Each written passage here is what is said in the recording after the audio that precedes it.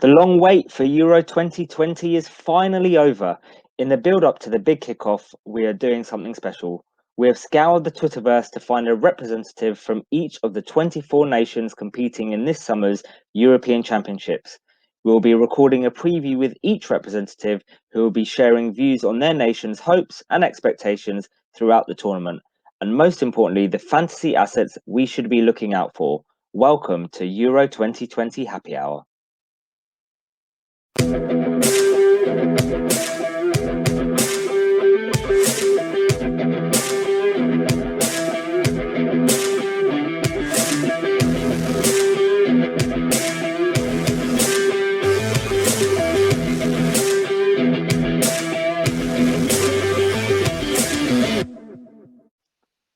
Hello and welcome to our Euro 2020 preview series with myself, Sham, otherwise known as FPL 2 Guys 1 Cup on Twitter. And myself, Rob, otherwise known as FPL Panda.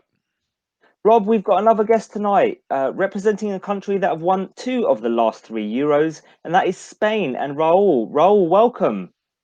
Thank you very much, guys, for having me. Evening. How are you? Doing fine. Looking forward to the Euro to commence and hoping that Spain is able to at least do a decent Euro Cup this year and redeem for the last one that it was not that good at all. Yeah, I mean, I'm really looking forward to this podcast because this is one of the most intriguing podcasts that we're going to be doing for quite a while because Spain are going through a massive transition at the moment. So before we start talking about Spain, tell me a bit about yourself, what football team you support, where do you live, and if you play FPL. Yes, so I'm Raul. I'm 28 years old. I was born and raised in Valladolid. You see my t-shirt right here. Yeah. Valladolid is the team that is right now well known all around the world because Ronaldo, the Brazilian, is our president, is our owner. So I'm a big supporter of that team, and I'm also a Barcelona support. I've been playing soccer since I was 5, playing at different levels, and right now I'm living in Antwerp, Belgium. But I still follow the La Liga every single weekend. I do play Fantasy League with my university colleagues. WVU Tech Sexy Beast, regards to you guys. And I don't have any preference for any English team, although I must say that Manchester City, because of Guardiola, is at the moment my team. Okay. Right, so let's talk about Spain then, because you guys have, recently gone through a big transition. But before we talk about the transition period, let's talk about how you guys did in the qualifications for the Euros. What's your thoughts on how the qualifications went? I think that Luis Enrique did a very good job in rotating players, in trying different systems, giving opportunities to different players. So the Spanish qualifier was not the standard 14 players playing every single game. I must say that we were lucky to play against teams like Faroe Islands or Malta, that they are on a different level, and perhaps that helped to provide this support or these opportunities for new players. But it was quite straightforward for Spain. I think that we won every single game but 2, and those 2 games were at the very end, where the qualifying round was already gone. So it was a good opportunity for him to bring new players in, players like Dani Olmo, who was never called to the Spanish national team, Ferran Torres, Alvaro Morata to start to be the center forward again, and also to consolidate some big players like Ramos, Busquets, or even try new keeper like Unai Simon. Okay, and then obviously since then you've had the Nations League and the World Cup qualifiers, and I don't think we can bring you on the pod without talking about that 6-0 win against Germany in the Nations League. Talk me through that game. What was your thoughts on that? I don't think that anybody from Spain expected that game, neither from Germany's side. To be fully honest, the press here and the feeling in Spain before that game, it was that it was a good chance for us to test ourselves against one of the biggest teams in Europe and to see if we could compete. That was the main goal of that game. It was not to win, but just to see if we can compete against them. Well, I think, winning 6-0, I think you pretty much proved that you could compete, right? Yeah. So I think that the feeling after the game was for Germany, like, okay, can we compete against those guys? Yeah. But it was an outstanding game. But I think that Germany was not playing at their 100%. I think that Spain did a very good job. But if we face Germany in the Euro, I don't think that we are going to face the Germany that we faced months ago. Okay, and then I guess going into the Euros, you've had a few games recently in the World Cup qualifiers. What kind of form is Spain in? Not so good. So we have played 3 games and we have tied 1. Not expected to tie that game, and the other 2 were not easy wins. So the Spanish form is not at its peak. It is true that I don't know if because of COVID or because of the calendar of some of our main teams, Madrid, Barcelona, Atletico, we have been a lot of people that they are regular players that they have not been able to play. For instance, Sergio Ramos, I think that we will talk about him later on. Yeah. But also Dani Carvajal. We have been struggling at the goalkeeper situation. David De Gea has not been super reliable for Spain. Kepa was the main goalie, but he became a sub for Chelsea. Then Unai Simon, he's a very good goalkeeper, but he plays at Athletic Club, so doesn't even play in Europe. So we have been struggling at several positions. So the qualifiers have not been our best, but we have seen that Luis Enrique is still trying new players, new systems, everything with the goal of arriving to the Euro Cup in a very good shape and be able to compete against the best. Okay, so let's talk about this transition of Spain, because I think this is really important to focus on. The huge news came out, I think it was last week or the week before. We're recording on the 31st May, so it is a little while ago. No Ramos in the squad, which was huge across England. So I can't imagine how big it was in Spain. No Real Madrid players since 1934 in that squad. What's happening with Spain at the moment? There are 2 things. First one is that our peak time, so basically between 2008 to 2012, it was the time when Barcelona was at its peak and Madrid was starting to be at its peak. So 75% of the squad of Spain was made from Barcelona players and Madrid players. Right now, as you all know, Barcelona and Madrid are not at the peak. And on top of that, Barcelona and Madrid and even Atletico, they are not full of Spanish players. So we are struggling with that. And that means that we are facing a transition, and that transition includes Sergio Ramos. Sergio Ramos has been injured for the last 2-3 months, not playing for Madrid other than the second leg against Chelsea, and it was not a good game for Madrid nor for him. So rumors started to spread around that perhaps Ramos would not be into the Euro Cup. Also, Sergio has mentioned several times that he would like to be part of the 23-man squad for Tokyo. You know that it is the possibility that I think it's 2 or 3 players over 23 can participate. So he has mentioned several times that it's a personal goal of his to participate there. Sergio has not been playing, and we all know the troubles of bringing in your captain, your main player, your potential fantasy talisman, and have him in the bench. So it has been apparently a very tough decision, but Sergio has been part of that decision. That's what the media is saying, that Luis Enrique called him, and Sergio agreed that it's not a good moment for him to join the Spanish national squad, that he needs to recover. It is still unknown if he will go to Tokyo or not, but it's the best for everyone. And just a reminder, in 2008, when we were crowned European champions, we had a very similar situation with Raúl, the number 7 of Real Madrid. He was the main player. He was the captain. He was a very good player still at that age. But Luis Aragonés decided to do not bring him because he thought that he was not part of the starting 11 and he did not want to have the captain in the bench. So hopefully this is second time in a row that this not bringing your captain is a good or a positive thing for the group. And let's see. And then focusing on Madrid. Just quickly before we move on from that, what does no Ramos mean to that side? Because you've got someone that's ever present in that Spain side, and now he's not going to be there. What happens to the rest of the squad and the team that realise that their captain is no longer there? Does that really diminish Spain's hopes for the Euros? I think that not so much from a soccer or football point of view, but perhaps from a leadership point of view. Right now, the captain is Sergio Busquets. Busquets is a quiet guy. He's not a outspoken or the kind of leader that you would expect from Sergio. That could mean that we are lacking on that perhaps leadership or strength or motivational speech that Sergio is able to bring into the table.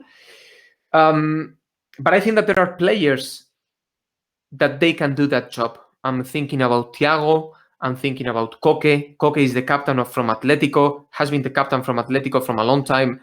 They have just won the title. They have that kind of a speech with Simeone. So I think that Koke could be, even if he's not wearing the armband, the one bringing that spirit that Sergio was supposed to bring. Yeah, so more like Busquets would be he'd be leading in the way that he plays, whilst Koke would be leading in like vocally, being sort of just helping with that leadership as one of the other senior players in the side. Correct. That's the thinking that we all have, because we don't have in the defenders that kind of Sergio Ramos, Carles Puyol mentality of aggressive, motivational speaker, clapping to everyone, supporting everyone. So I think that Koke is the one that must fill that role.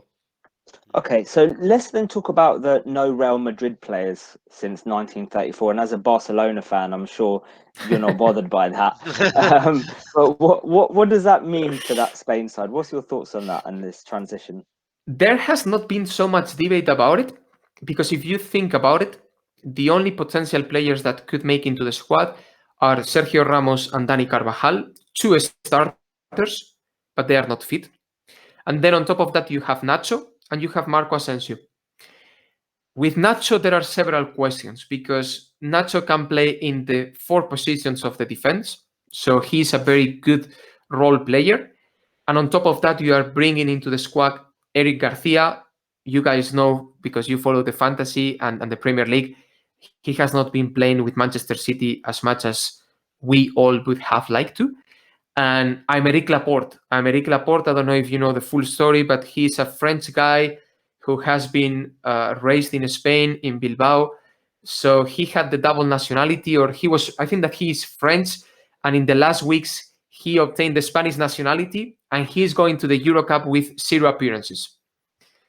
So those 2 guys, plus Cesar Azpilicueta, I think that the last time that he was in the squad was a year ago, are coming in instead of Nacho. So that's the only debate about the Real Madrid players.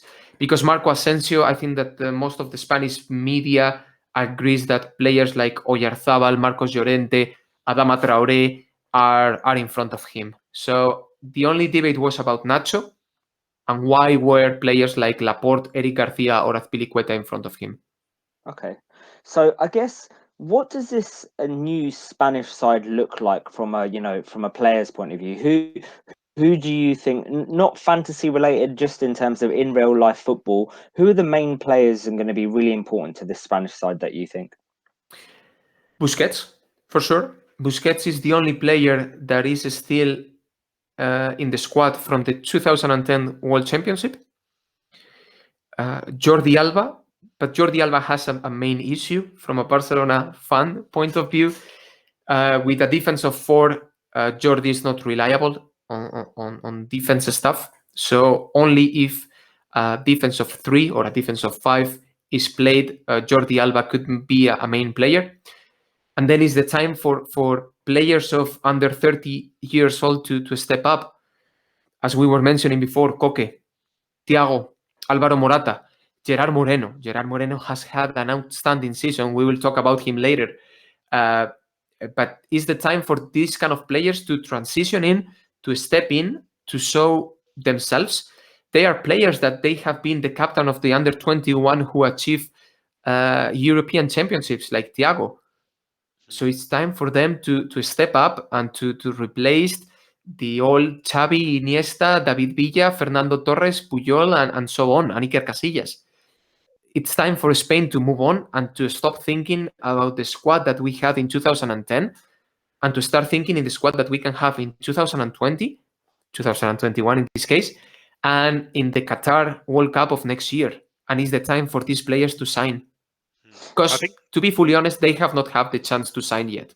I think, I mean, we've said, like, yeah, Busquets is going to be a very important player. And, yeah, looking at the squad, and there's only Busquets himself and sort of a handful of others. Jordi Alba's another one. Koke, Thiago, David De Gea. They're the only ones with over 40 caps. And there's well over half the squad, about 18 players in the squad have less than 20 caps. I think it's one of these moments where there's going to be a lot of experience gained, and you've just mentioned how not looking at the past and trying to look towards the future and Qatar in next year in 22. I think it could be a very big learning step for some of these players that are just breaking into the team and playing in their first major tournament. It's a huge step for them.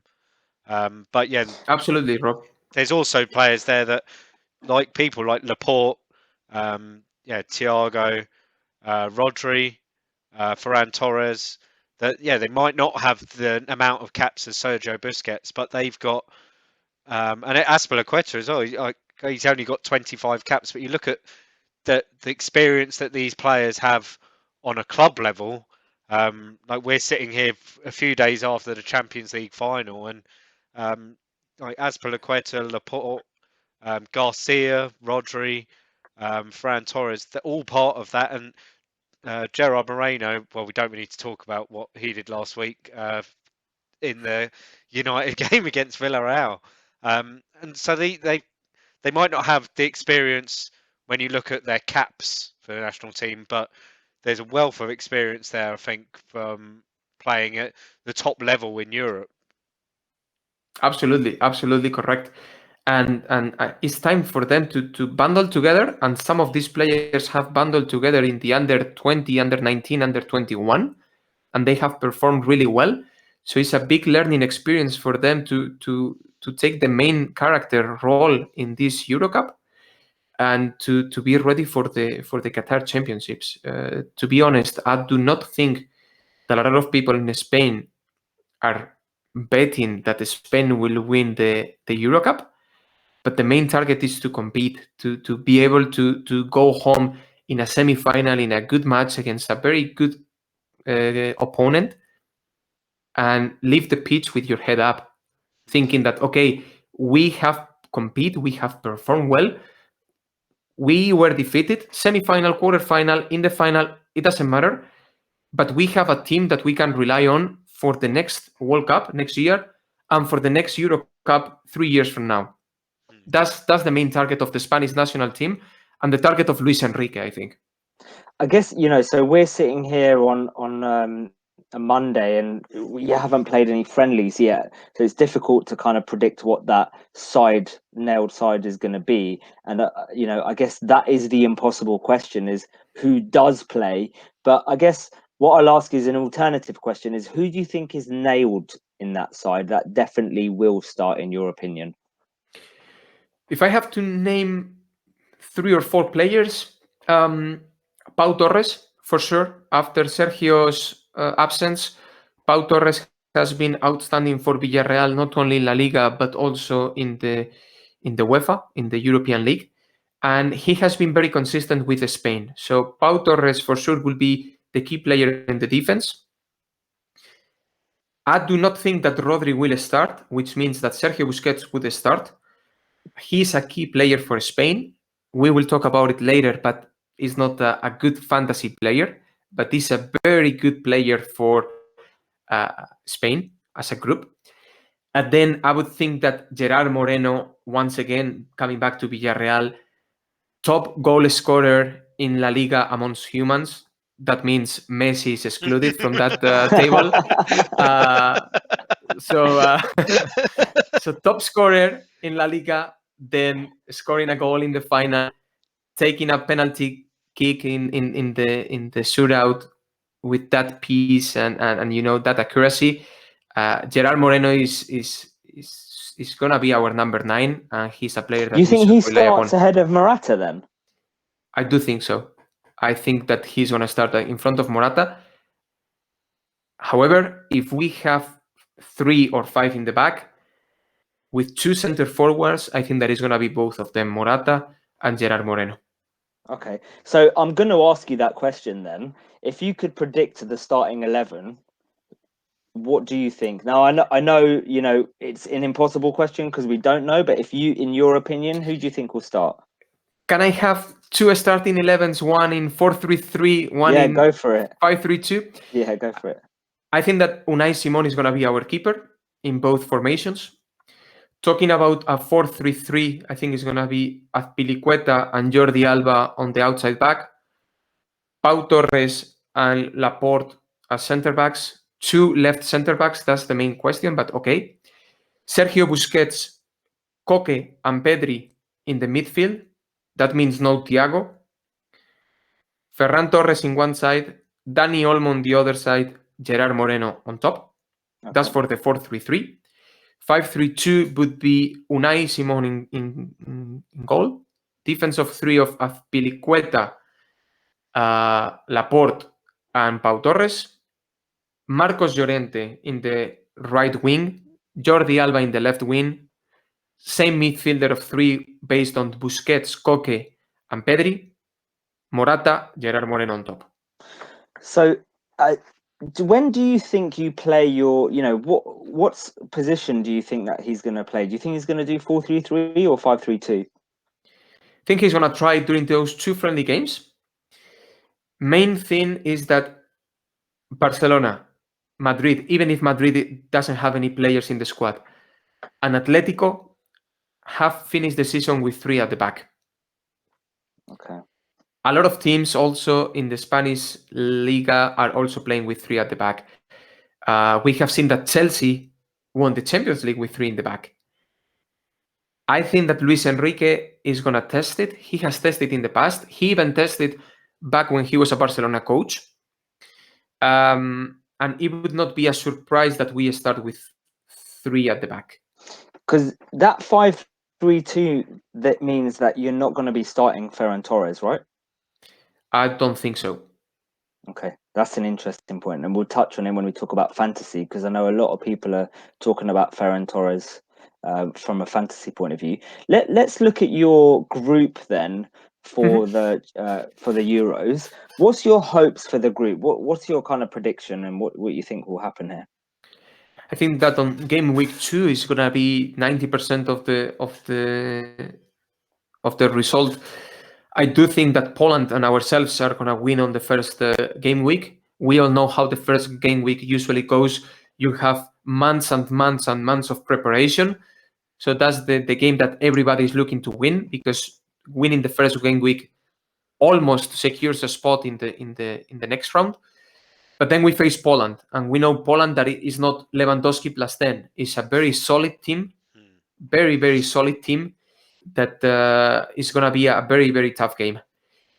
I do think that we are going to go through, but I'm not so sure that we would be first, because I do not think that any team in this group is going to get the 9 points.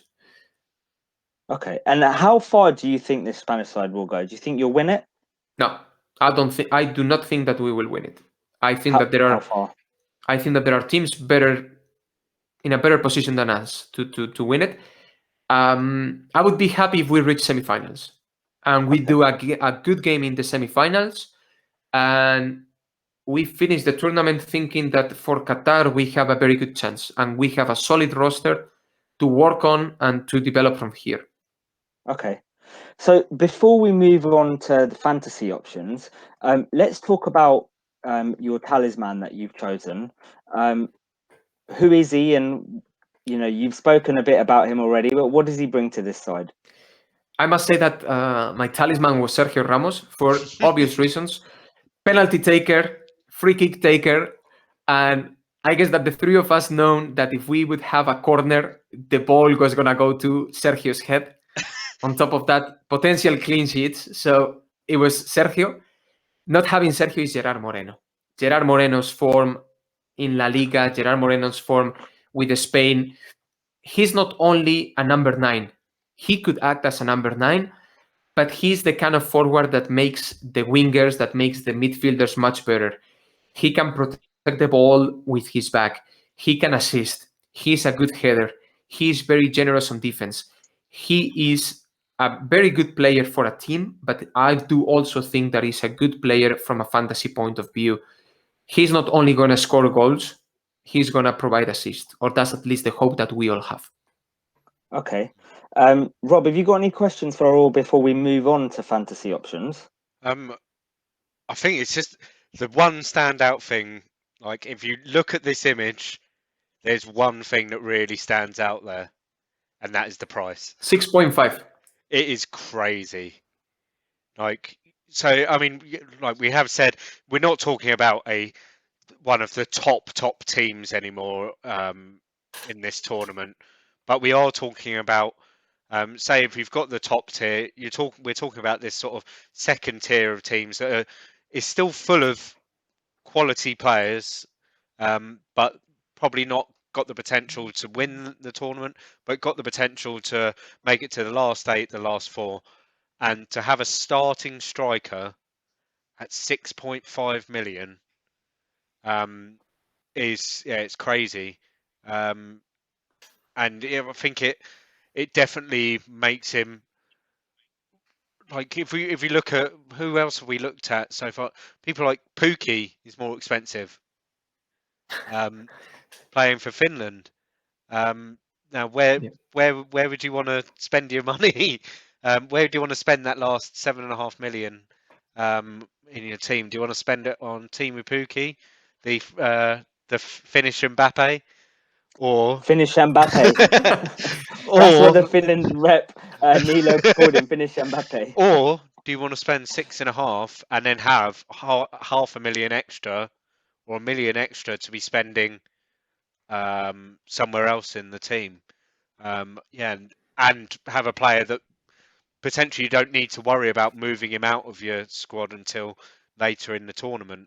I think it makes him a huge option if he's starting. And I mean, we are sitting here, Monday the 31st in the evening, and we probably, by the time this pod comes out on Monday the 4th of June, Monday the 7th of June, Spain would have played their first friendly against Portugal on the 4th of June, and we'll have found out that Moreno is probably, because would you expect in that Spain-Portugal friendly, I'm guessing you'd expect them to start pretty much the team that starts the tournament, would you expect? And then make lots of changes during the game? I do think that Azpilicueta will not start in that game, but he would be a start in the Spanish national squad, mainly because of recovery time from the Champions League and the potential hangover that he still has. And other than that, I think that is going to be the main starting 11 that he's going to play, or at least the one that he has in mind that he wants to try. That's my bet. So, I mean, if Rob, just to give you... Oh, yep. Go on. Just to give you more reasons to buy Gerard Moreno because of his potential reward per dollar or per 6.5 millions. In La Liga this year, 33 games, right below 2,700 minutes, 23 goals, 7 assists. Wow. That means 1 return every 89 minutes. So that means on average 1 return per game. On top of that, 3 shots on goal every 90 minutes. He's basically on target. He's basically the Harry Kane. 3 on target over net. It's basically, essentially the Harry Kane of La Liga. I told you, if you remove Messi, he was the main forward of the season. Wow. All right, let's talk about fantasy options then. And I think the first thing, and we spoke about this before we started recording, but I'm going to say it for the listeners because I think this is really important to note that when I look at the options here and the prices for this squad, this really reminds me of the Chelsea side the year before last when Lampard had that transfer ban and they weren't able to bring any new players in, and you had the likes of Abraham and Mount and all these, young players that, from a fantasy point of view, they were all priced below like 8 million, in the game. And it was a case of, if you pick the right player and they perform, you're in. That's it. You're going to fly up the rankings. And it very much reminds me of this Spanish side. I look at look at the pricing and I'm just like, wow, like, Moreno, for example, 6.5 million. And you've got defenders in there like Pau Torres that you think is going to start at 4.5 million. And it's madness. And it just almost feels like the problem may be getting the right one, because we don't know how this Spain side is going to do. We don't know exactly who's going to start. We've got an idea of who might be starting, but it feels like there's so much potential in there that if we can nail it, you can really do well. Would you agree, Raul? I do fully agree. Although I must say that even from our greatest days, Spain has never been a very good, let's say, fantasy squad. Okay. If you think about our top players, you think about Xavi, you think about Iniesta, you think about Puyol. Xavi had a 99.9% pass accuracy.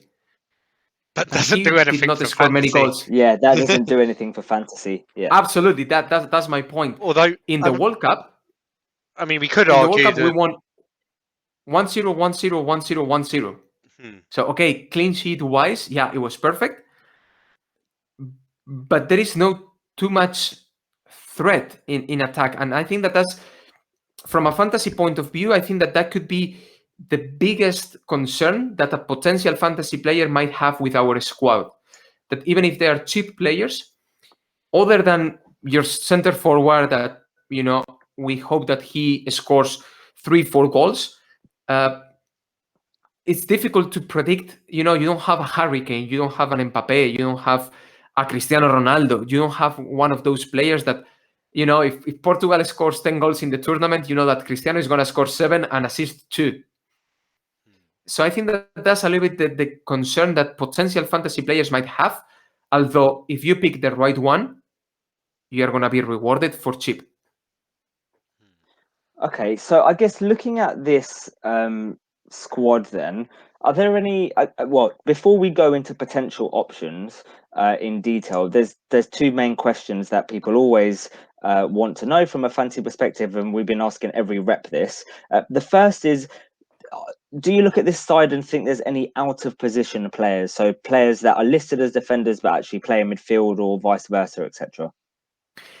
Marcos Llorente, I was expecting him to be a defender, and if he would have been a defender, he would have been on my team, at least on game week 1, to give it a try, because I think that he would play on the right wing.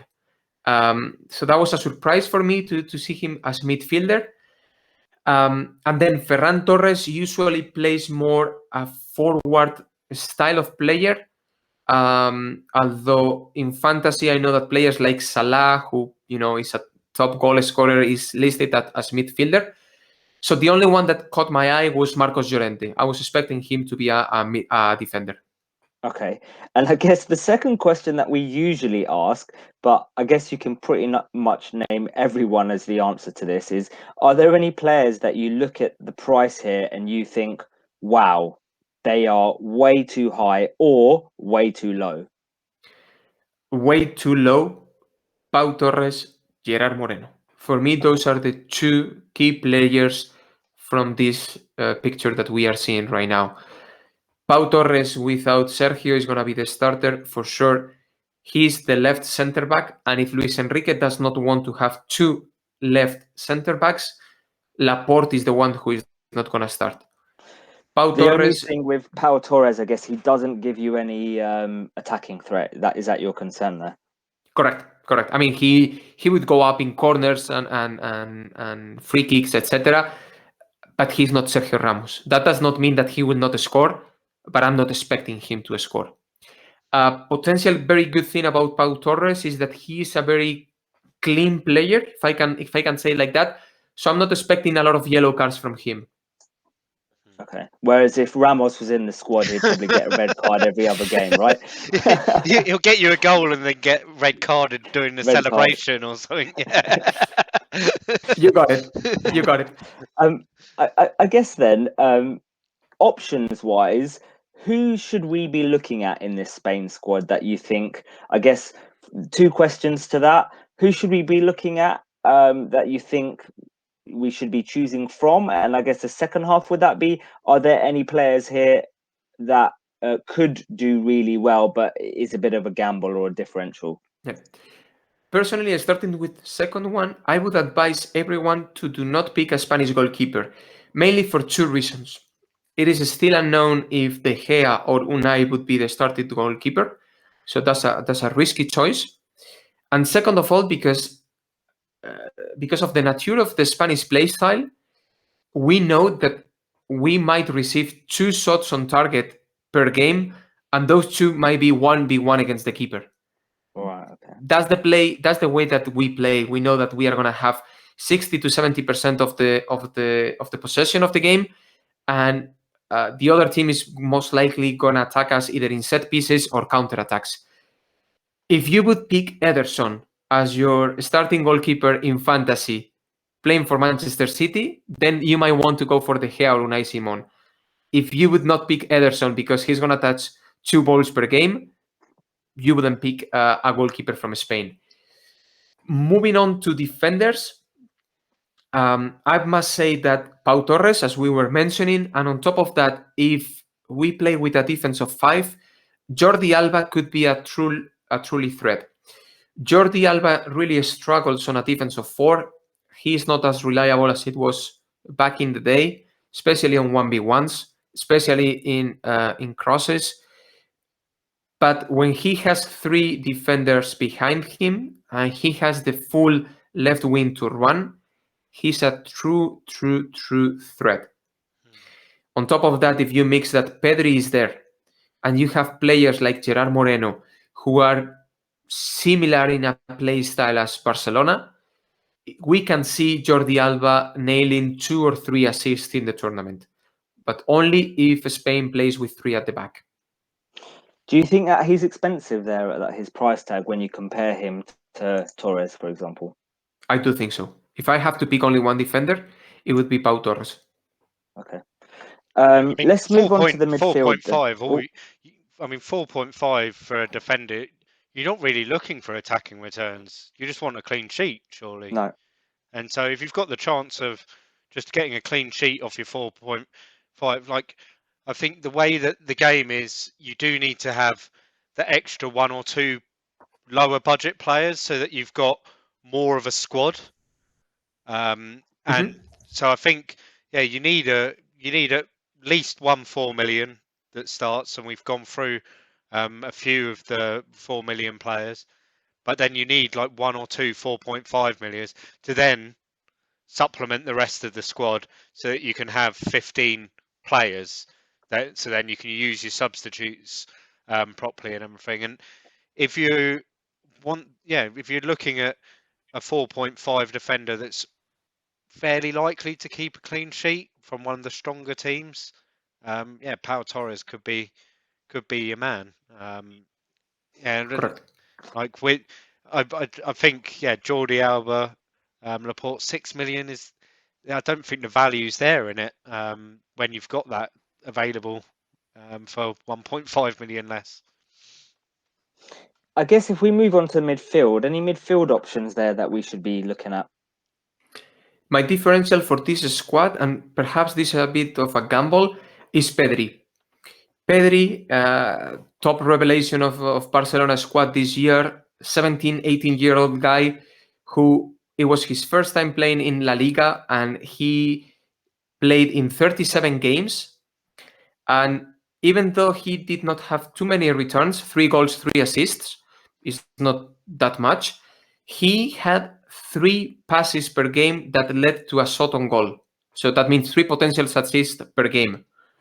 In Spain, not having Frankie de Jong next to him, I'm expecting him to be more a box-to-box type of midfielder. And I truly think that Luis Enrique values that he has been playing the full season next to Busquets.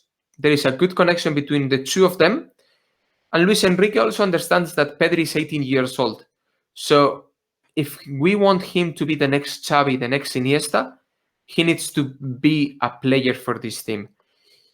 The potential weaknesses of Pedri is that with 5 subs per game, I do not expect him to play 90 minutes any single game.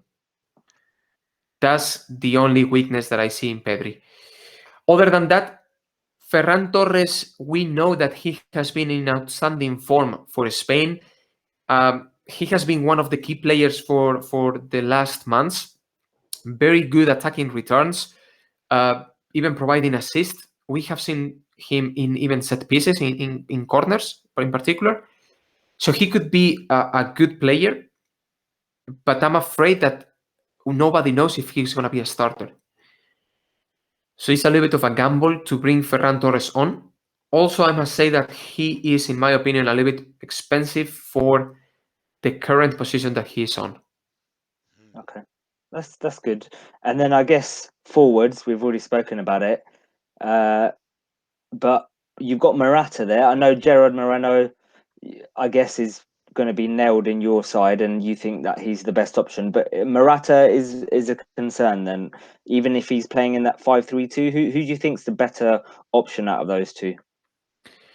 The thing with Morata is that he's more experienced. He's more experienced with Spain.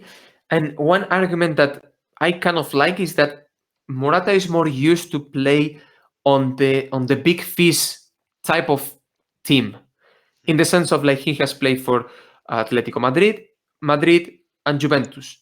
So we know, especially in the Serie A, a lot of teams put 20 people in the box, and Morata needs to find the opener to score a goal or to get a shot.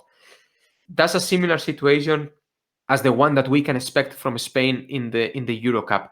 So that's something that brings add value for Morata, that he's used to play against teams that the defenders are, or not the defenders, that 10 players are inside the box. And he has good stats this season, 32 games, 11 goals, 9 assists, 1 return over 105 minutes at Juventus, not being in any set piece at all because Cristiano Ronaldo takes everything there.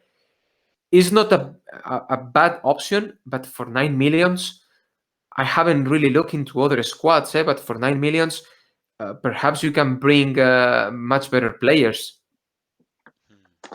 Okay. I guess the question then, and you may not know the answer, and I respect that. Ramos was on penalties. I think he was on free kicks as well. With no Ramos there, who's on set pieces and for, I guess, corners, free kicks and penalties? I would think that either Morata or Gerard Moreno would take the lead in penalty kicks. Both of them are quite reliable. If I have to choose one, I think it's going to be Gerard Moreno, mainly because Morata does not take penalty kicks at Juventus and Gerard Moreno does take penalty kicks at Villarreal. So that's an important factor. Free kicks, I'm not really sure because Koke, Busquets, Pedri, even Thiago, Ferran Torres, they are more kind of like crossing the ball more than shooting to goal. We don't have a Kevin De Bruyne. We don't have a Messi. We don't have a Karim Benzema. We don't have a Cristiano Ronaldo. I do not, to be honest, and to be completely fair, I do not see Spain scoring directly from a free kick. Fair enough. Corners? Corners is supposed to be Koke. I would think that Koke, if he's on the field, and I'm expecting him to be on the field, corners would be on Koke. He takes corners most of the time at Atletico, and Atletico is a big threat in corners. So I think that is going to be him. Although I must say that Spain is a big fan of playing corners in short. And I know that I'm pretty sure that you know that feeling from Guardiola, to play those corners short and do not cross the ball to the penalty kick spot. Okay. Rob, have you got any questions for Raul from a fantasy perspective then?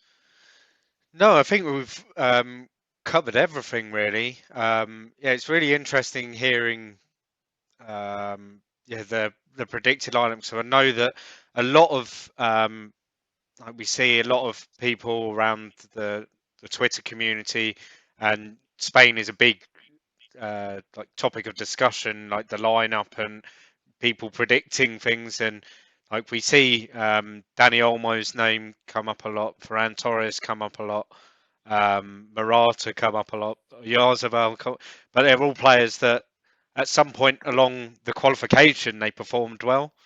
And it's just interesting, I think, hearing how you predict the team to possibly line up depending on the formation. That some of these players they probably haven't got a space in the starting lineup. But I know that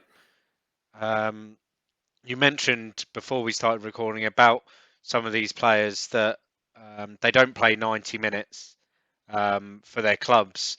Ferran Torres is one that we could probably, most listeners will know through the Premier League. He tends to be a player that is rotated a lot, and when he comes on, it'll be for the last 15-20 minutes. Do you want to just explain like Luis Enrique's thoughts on this, just so that there's no questions then from the listeners and the viewers? No, absolutely. And perhaps this is not good from a fantasy point of view, but from a competition or point of view, we are thinking, or I'm thinking about Adama Traoré, Ferran Torres, even Marcos Llorente, Pedri, Sarabia, especially Sarabia, I must say. Those are players that they are not used to play 90 minutes per game. They are not the main player of their team. There has been a big debate in Spain because Iago Aspas, number 10 of Celta, main player from Celta of the last 5 years, has not been named into the squad. And the reason is because at Celta, Iago Aspas touches the ball every 20 seconds. We know that every single attack runs through Iago Aspas. That's not possible at Spain because we have too many players and not every single ball must go through, in this case, Iago Aspas, who is a phenomenal player. So we need team players like Sarabia. Sarabia, in his day-to-day week, plays with Neymar, Mbappe, and Di Maria. So he knows how to be a team player. He knows that perhaps in 20-25 minutes, he needs to make a difference. Same for Adama Traoré at Wolves. Same for Ferran at Manchester City. He knows that Kevin De Bruyne is the one running the show, or even Agüero if he's on the pitch, or Gabriel Jesus, or Sterling. So these role players, these team players, Luis Enrique think that they are going to be super useful because even though they are not going to be the star player, they are going to make the team much better. They are going to make the difference coming in from 20 minutes because we all know that, just to give you an example, if Cristiano or Messi plays 20 minutes, they might not make a difference. But Sarabia, Adama Traoré, Ferran Torres, or even Pedri, they can make a difference in 20 minutes because they are used to play 20-30 minutes per game. And that's what Luis Enrique thinks. So I guess I think you nailed it on the head earlier when you mentioned it. From a fantasy perspective, it kind of makes those players non-fantasy options, really. The fact that, firstly, we don't know whether or not they'll start. And secondly, they're probably not going to get 90 minutes if they do start. That's fully correct. That's absolutely correct. I guess before we end the pod, who are you looking at yourself of getting in this Spain side? Who are you definitely going to get and who are you maybe going to get? I have my roster already made and I have Pau Torres, Pedri and Gerard Moreno for game week 1. So you're gambling with Pedri as well on that? Yes. I'm gambling with Pedri in the first game week. And let's see how it goes. So Pau Torres, Pedri, Gerard Moreno. None of these three is my captain for game week 1, but I have the 3 of them in the roster. Also, an important note, perhaps, if I may, Spain plays in day 3, if I'm not mistaken, which means that the Spanish player might not be in the starting lineup of your fantasy squads, because we know that we have in the Euro this kind of like rotation that we don't have in the regular fantasy. So I think that the 3 of them are in the moment in the bench, because I have players that play in the first 2 games or something like that. For them, yeah. Yeah. Rob, have you got any questions before we end with Roll? Not really fantasy related, just more of just interesting. Like we've kind of asked people different things about their experiences as a fan of their nation, and covered a few things. And I think, what was it like being like a fan of that Spanish team? Like we've touched on it several times throughout the podcast. That Spanish team between 2008 2012, because like watching from the outside as an England fan, and like I mean I saw it twice firsthand as a Man United fan playing Barcelona in the Champions League final. But yeah, what was it like as a Spanish fan seeing this team? They just dominated well. Like, and it's not European football; it was world football for 4 years. What was it like? I must say that 2008, at least for me, it was the best one, even if it was an Euro Cup and it was not a World Cup, because it was the first time that we realized the kind of the squad that we had. It was the first time in a while that we went beyond the quarterfinals, beating Italy in penalty kicks, then defeating Russia in the semifinal with a 3-0 in the second half. It was outstanding. It was a very, very, very good quality play. And then, and I don't want to sound cocky here, but 2010, the World Cup was right after Barcelona won the treble.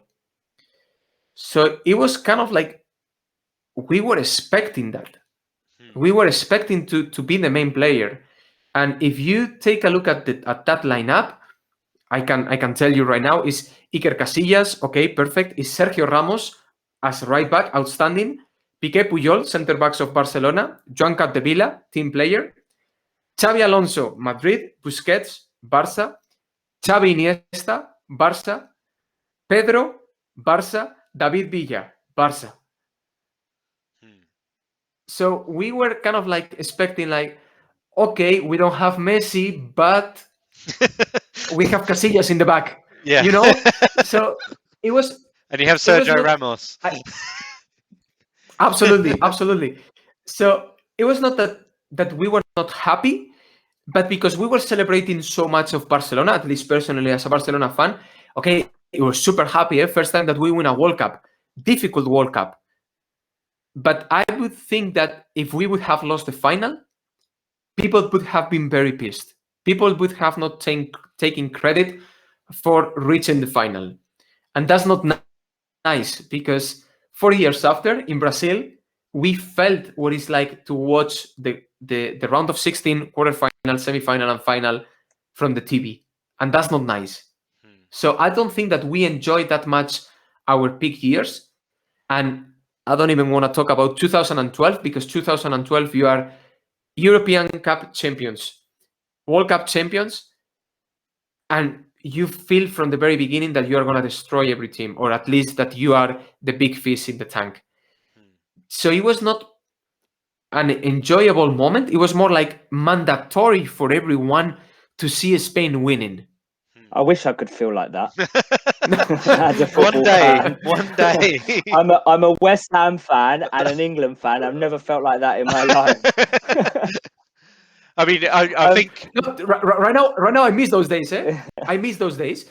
But you know, trying to be as honest as possible. When you see Barcelona winning the treble, so not so easily, but you know, like with that squad, and you know that 8 players out of 11 are from Barcelona, you are expecting something like that. Yeah. So you don't enjoy the sense of like okay, we are not the main player here, we are not the main team here, but we are, as underdog, we are gonna win.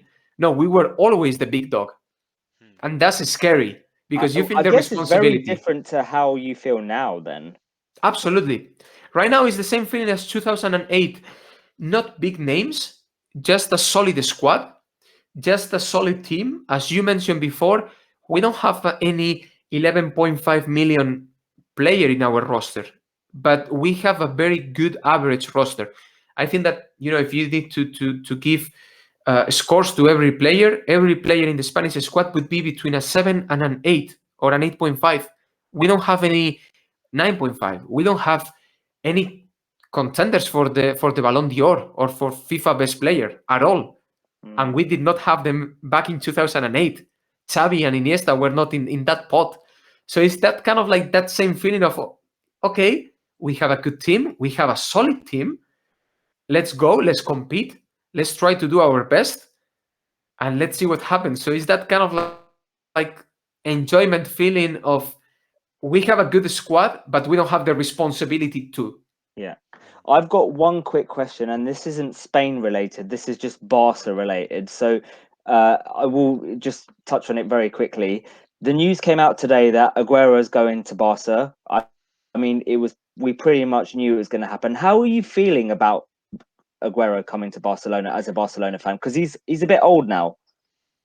There are two important points for me regarding Aguero, and I potentially see the same issues with Aguero as we had with Luis Suarez. That is them or even Messi, because we know that Messi was a very close friend to Luis Suarez and he's a very close friend of Aguero. I think that he's even the godfather of Aguero's son, or vice versa. Aguero is the godfather of Messi's son, something like that. Aguero needs to understand that he's not gonna be the start number 9 for Barcelona every single game of the year, and that he must not play 90 minutes per game.